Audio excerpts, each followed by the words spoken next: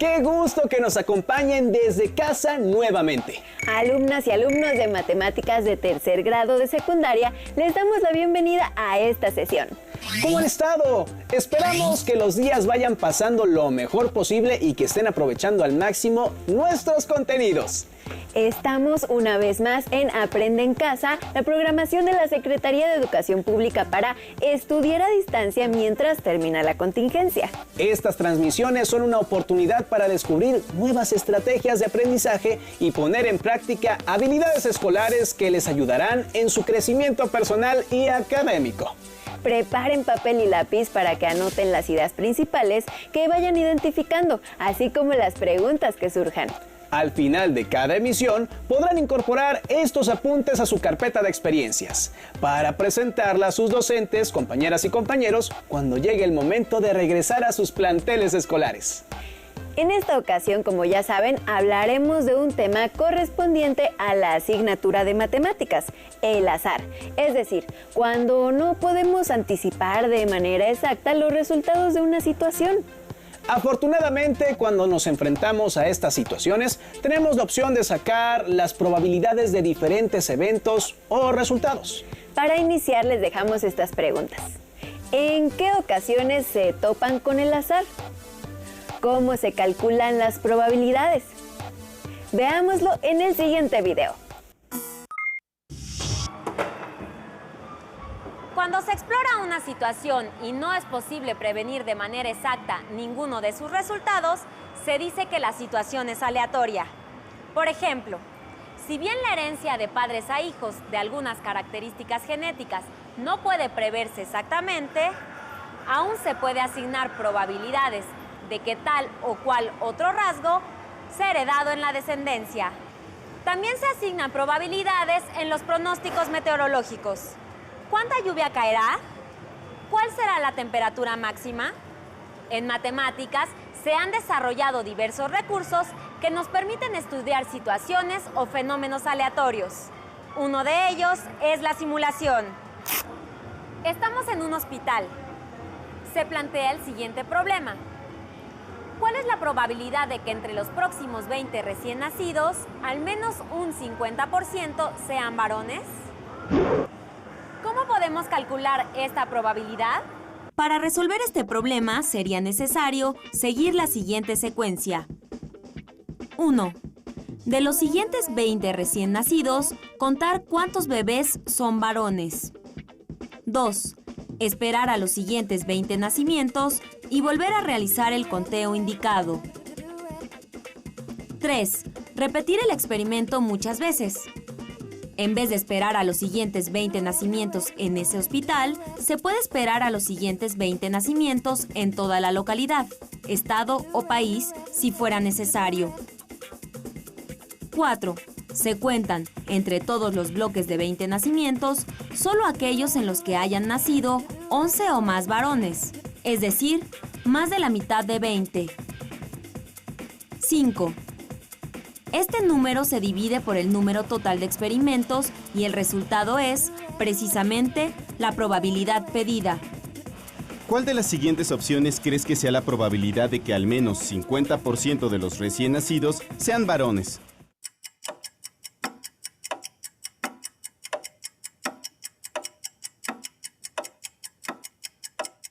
Otra manera de enfrentar el problema es hacer un análisis formal. Analicemos, pues, el problema para 2 nacimientos. En 2 nacimientos hay 4 posibles resultados.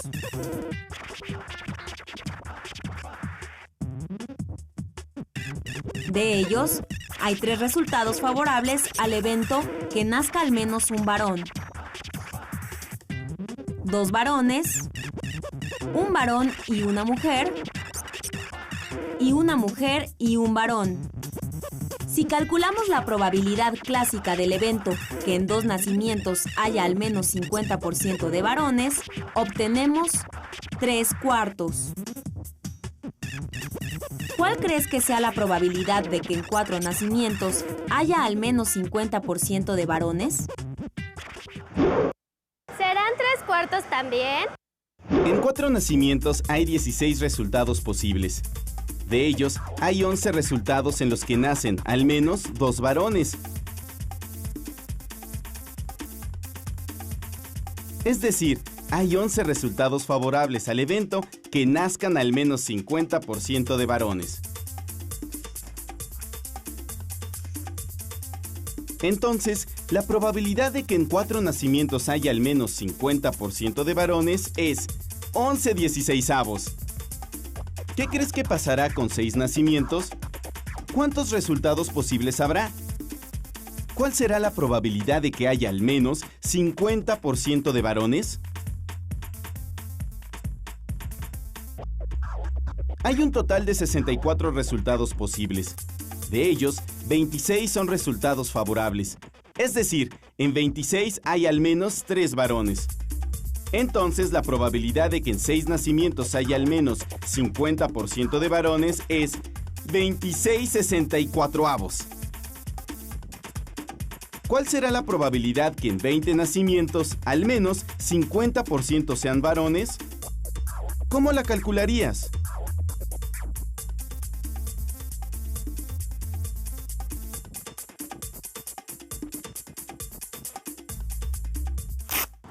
En el caso de la probabilidad de que haya al menos 50% de varones en 20 nacimientos, el número total de posibles resultados es 2 a la 20. Usando la calculadora, encontramos que 2 a la 20 es igual a... Entre todos ellos, habría que identificar y contar los resultados favorables, es decir, aquellos en los cuales haya al menos 10 varones. Podemos usar el recurso de las tablas, pero identificar y contar todos los resultados favorables se ve complicado. Son demasiados resultados posibles. Hemos visto que se puede responder el problema original de 2 maneras. La primera requeriría disponer los datos de grupos de 20 nacimientos a lo largo de todo el país para conseguir un muestreo válido. La segunda consistió en hacer un análisis en papel y lápiz sobre todas las posibilidades en 20 nacimientos, volviéndose horriblemente complicado el conteo de los casos favorables. ¿Creen que hay otra manera de hacerlo? Claro, podemos usar la simulación. Hacer una simulación consiste en estudiar un fenómeno aleatorio sustituyéndolo por una situación aleatoria equivalente, controlable y cuya observación es mucho más fácil de realizar que el fenómeno original. La situación, la determinación del sexo de los siguientes 20 recién nacidos, se puede sustituir, como ya veremos, por una situación equivalente. A esta última la llamaremos la simulación de la situación original. A cada resultado posible de la situación original debe corresponder un único resultado de la simulación. Y ambos resultados deben tener igual probabilidad. Para esta situación, la simulación puede ser lanzar de 20 monedas y observar qué caras quedan para arriba.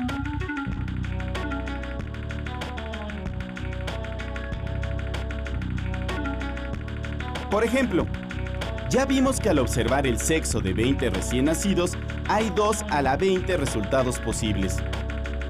Cada uno de ellos tiene un valor de probabilidad de 1 sobre 2 a la 20. En la situación de observar qué caras caen al azar 20 monedas, también existen 2 a la 20 resultados posibles. Y cada uno de ellos también tiene probabilidad 1 sobre 2 a la 20. Los resultados posibles de la situación original y de la simulación, puestos en correspondencia, tienen iguales probabilidades. Decimos entonces que la situación observar qué caras caen al lanzar 20 monedas al aire es una simulación de la situación observar el sexo de 20 recién nacidos. ¿Y cómo usamos esta simulación para resolver el problema original? Ahora podemos usar la simulación para calcular la probabilidad que originalmente se pide. En lugar de calcular la probabilidad del evento que en 20 recién nacidos haya al menos 50% de varones, calculamos la probabilidad del evento que al lanzar 20 monedas haya al menos 50% de águilas. La ventaja de la simulación radica en que permite calcular las probabilidades de manera más sencilla. Lanzar 20 monedas al aire y observar qué caras caen es más sencillo que ir a un hospital, esperar a que nazcan 20 bebés y registrar su sexo y repetir el experimento un número grande de veces. Por otro lado, calcular la probabilidad clásica puede ser muy complicado, pues hay que identificar y contar todos los casos favorables al evento. Que hay al menos 10 varones en 20 nacimientos entre una colección de 2 a la 20 resultados posibles. Una tarea un poco más que engorrosa. Realicemos entonces la simulación. Lancemos 20 monedas al aire y contemos cuántas águilas caen. Al realizar una vez la simulación, solo cayeron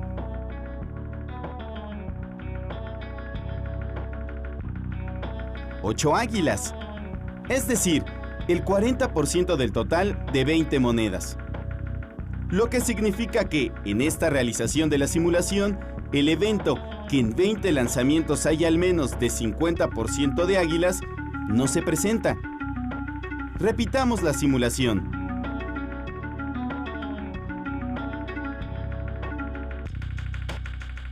Cayeron 11 águilas. Equivale a que el 55% de los 20 nacimientos hayan sido varones.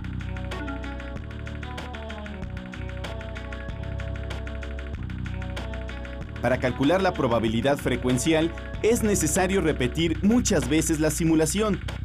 Para calcular la probabilidad frecuencial, realicen la siguiente división. ¿Y hay otras situaciones que se puedan estudiar mediante una simulación? Una compañía que vende paquetes de cereales busca incrementar sus ventas. Para eso, pone un animalito de juguete en cada caja. Hay 3 animales diferentes y se distribuyen de manera uniforme en las cajas. ¿Cuántas cajas, todas juntas, habría que comprar para que la probabilidad de completar la colección sea mayor que 1/2? Pensemos un poco. Es evidente que tengo que comprar mínimamente 3 cajas para tener una probabilidad diferente de 0 de obtener la colección de 3 animalitos E, L y J. Entonces, empecemos con 3 cajas. En este caso, los resultados posibles son... Los resultados favorables son estos 6. Por lo tanto, la probabilidad de obtener la colección completa es... Y eso es todavía menor a 1/2. Recordemos que este valor calculado de la probabilidad corresponde al valor que se obtendría repitiendo muchas veces el experimento de sacar 3 cajas y ver lo que contienen. La probabilidad sería, nuevamente, el número de casos favorables, la obtención de la colección completa de animalitos, dividido el número de repeticiones. Entonces, necesitaríamos probar si con 4 cajas es suficiente para alcanzar una probabilidad estrictamente mayor que 1/2. Necesito hacer una simulación para responder esta pregunta.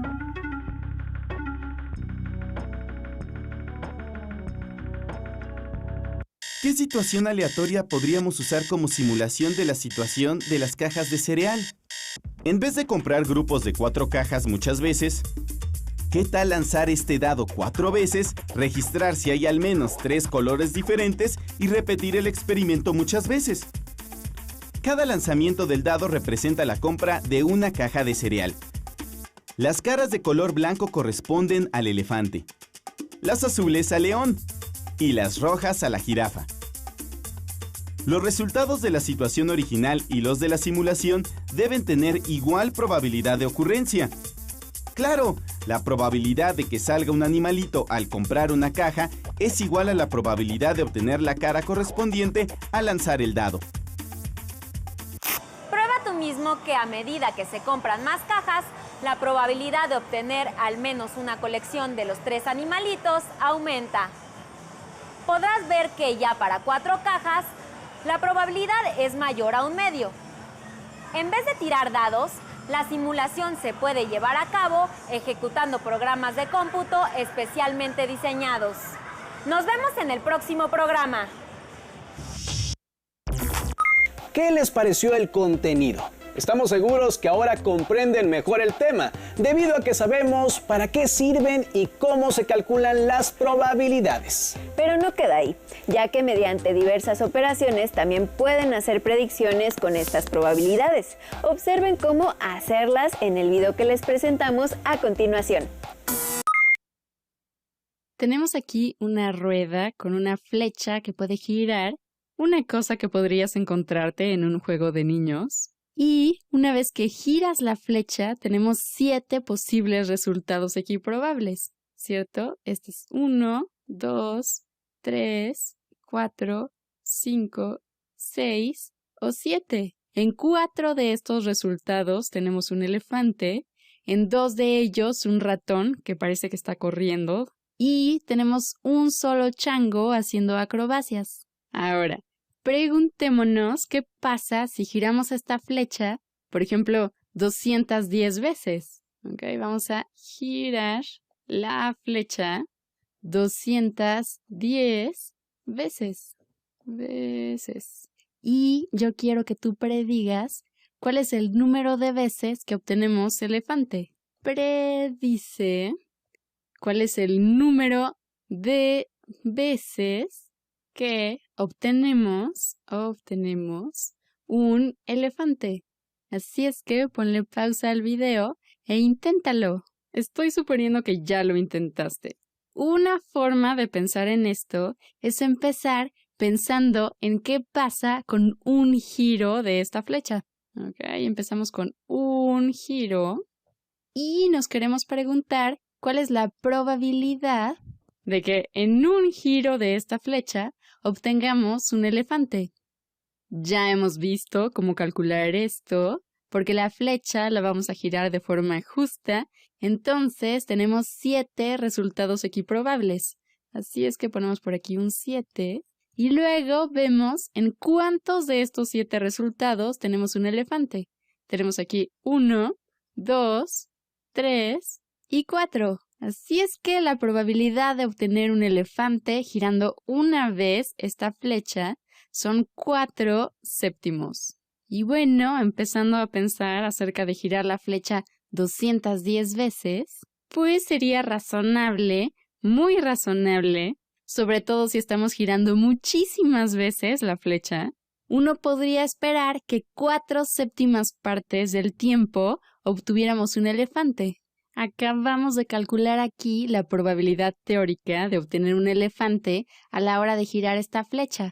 Y eso nos informa que si fuera yo a realizar un montón de experimentos girando esta flecha de forma justa, debería de esperar que más o menos 4 séptimas partes del tiempo, 4 séptimas partes de los giros que haga, caigan en elefante.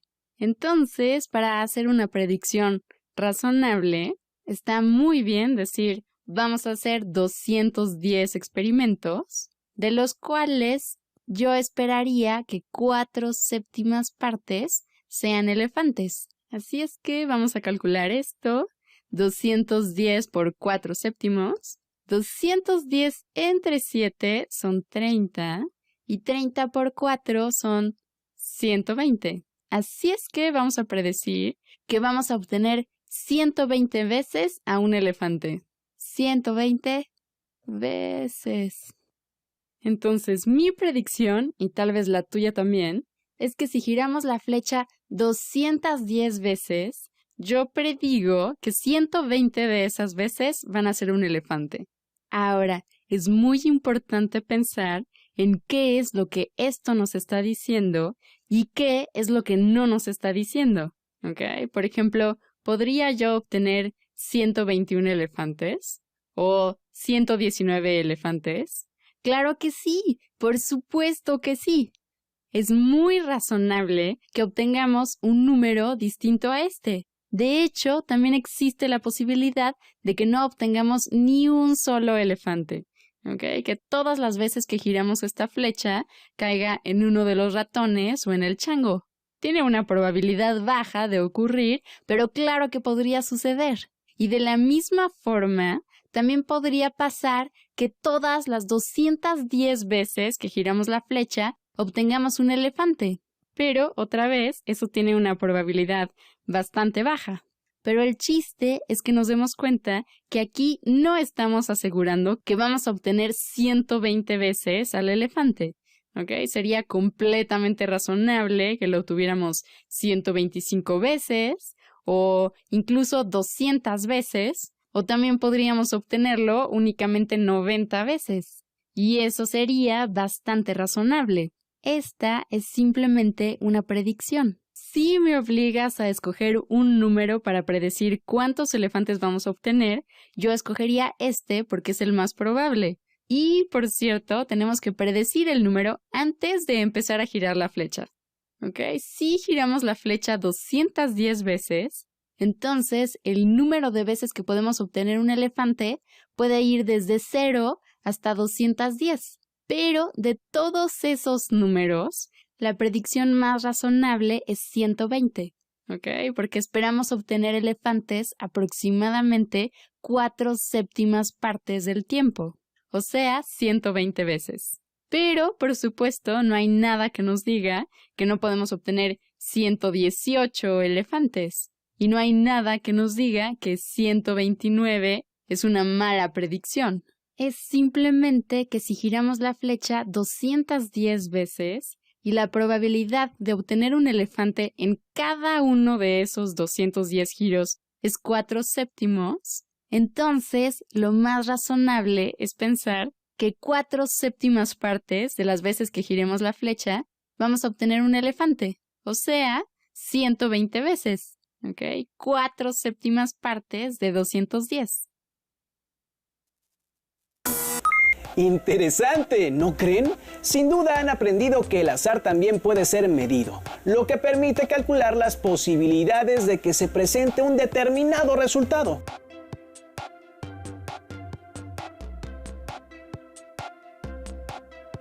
En este momento que ya cuentan con mayor información, tomen nota y respondan las siguientes preguntas.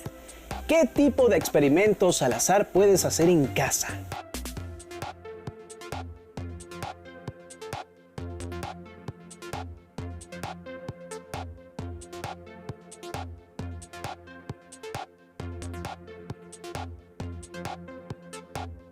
¿Cuáles son las probabilidades de este experimento?